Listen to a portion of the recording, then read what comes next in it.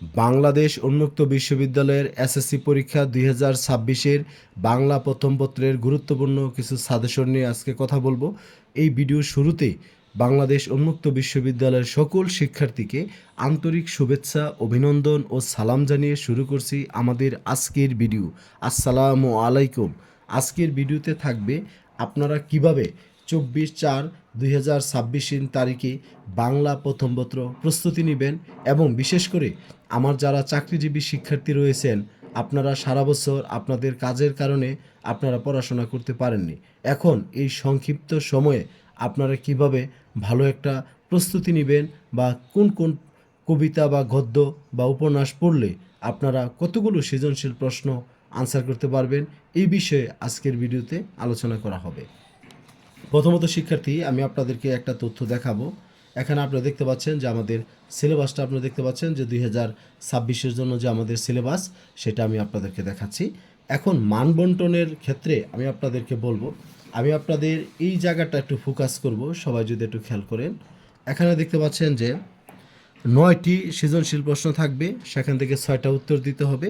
তার মানে গদ্য, কবিতা, উপন্যাস, নাটকটা থাকবে না। সেই জন্য গদ্য, কবিতা, উপন্যাস প্রতিটিতে 3টি করে প্রশ্ন থাকবে। মোট আপনাকে একটা করে মানে কমপক্ষে একটা করে মোট 6টি প্রশ্নের উত্তর দিতে হবে।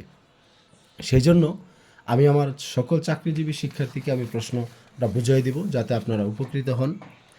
আরেকটা বিষয় এখানে, যেমন ধরেন আমাদের ক বিভাগে 1, 2, 3 তিনটা প্রশ্ন, মানে এখানে ধরেন গদ্য থেকে 3টা প্রশ্ন, আবার কবিতা থেকে আপনার 4, 5, 6 এখানে হলো 3টা প্রশ্ন। তারপর আবার উপন্যাস থেকে আপনার 7, 8, 9 এখানেও 3টা প্রশ্ন থাকবে। এখন শিক্ষার্থী, এই 9টা প্রশ্ন থেকে আপনাকে 6টা প্রশ্ন আপনাকে উত্তর দিতে হবে। তাহলে আপনারা কিভাবে আপনারা উত্তরটা দিবেন সে বিষয়ে আমি আপনাদেরকে একটু বলবো। আপনার যেহেতু এখানে কোন বিভাগ থেকে কয়টা দিতে হবে, মানে ন্যূনতম একটা করে, কমপক্ষে একটা করে, 3 বিভাগ থেকে একটা করে মোট 6টা প্রশ্ন উত্তর দিতে হবে। তাহলে শিক্ষার্থী ধরেন আপনি এই গদ্য থেকে 3 নাম্বারটা নিলেন, গদ্য থেকে 3 নাম্বারটা, কবিতা থেকে নিলেন 5 নাম্বারটা, তাহলে হলো কয়টা? 2টা। আর আপনি উপন্যাস থেকে নিলেন ধরো 7 নাম্বারটা, তাহলে 3 বিভাগ থেকে আপনার 3টা নেওয়া হয়ে গেল। এখন আপনি বাকি প্রশ্নগুলো কোথা থেকে সিলেক্ট করবেন, সেই জন্য আমি আপনাকে বলবো উপন্যাস থেকে আরও 2টা প্রশ্ন আপনি নেবেন। তাহলে হয়ে গেল 2, 3, 4, 5টা প্রশ্ন হয়ে গেল।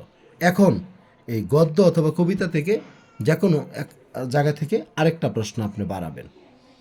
তাহলে ধরেন আপনি গদ্য কমন পড়লো, দেনাপানা, সেখান থেকে আরেকটা প্রশ্ন নিলেন, হয়ে গেল আপনার 6টা প্রশ্ন। তবে আমি আপনাদেরকে একেবারে সহজ ভাষায় একটা কথা বলতে চাই, আপনারা যারা 24 তারিখে পরীক্ষায় অংশগ্রহণ করবেন, শুরুতেই আপনারা উপন্যাস থেকে 3টা প্রশ্ন আপনারা দিবেন। বেশি ঘুরে পেঁচায় কথা বলবো না, উপন্যাস থেকে 3টা প্রশ্নের উত্তর লেখা শুরু করবেন। যে সবচেয়ে কম বুঝেন তার জন্য বলতেছি, উপন্যাস থেকে আপনি 3টা লিখবেন, হয়ে গেল 3টা। বাকি রইল আর 3টা।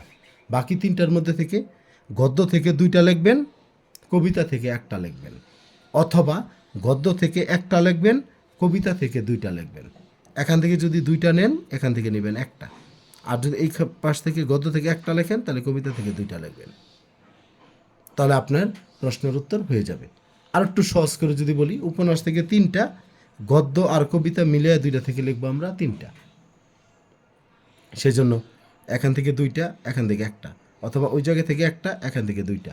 এইভাবে যদি আমরা প্রশ্নগুলো যদি আমরা সিলেক্ট করি, আমি সর্বোচ্চ আশাবাদী আপনারা অল্প সময়ে আপনারা ভালো প্রস্তুতি নিতে পারবেন। তবে শিক্ষার্থী, আমি আপনাদের জন্য গুরুত্বপূর্ণ কিছু সাজেশনও তৈরি করেছি এমসিকিউর। কেউ যদি অনলাইনে আমার কাছে পড়তে চান যোগাযোগ করবেন, আর যেভাবে দেখিয়েছি ওইভাবে আপনারা প্রস্তুতি নেবেন। তার আগে আরেকটা বিষয় আমি আপনাদেরকে জানাই, আসলে আমি কিছুদিন ধরে ট্রেনিংয়ে আছি, মানে বিশেষ করে আমাদের এই সিলেবাস, কারিকুলাম, মানবন্টন এই বিষয়ের উপর প্রশিক্ষণে আছি।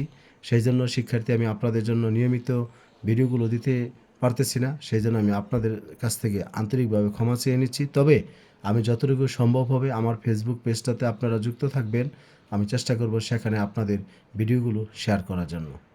আর অল্প কিছুদিনের মধ্যে আমার প্রশিক্ষণটা শেষ হয়ে যাবে, তারপরে আমি আপনাদেরকে আবার নিয়মিত ভিডিও দেব। তারপর আমার যতটুকু সম্ভব আমি আপনাদের পাশে থাকব।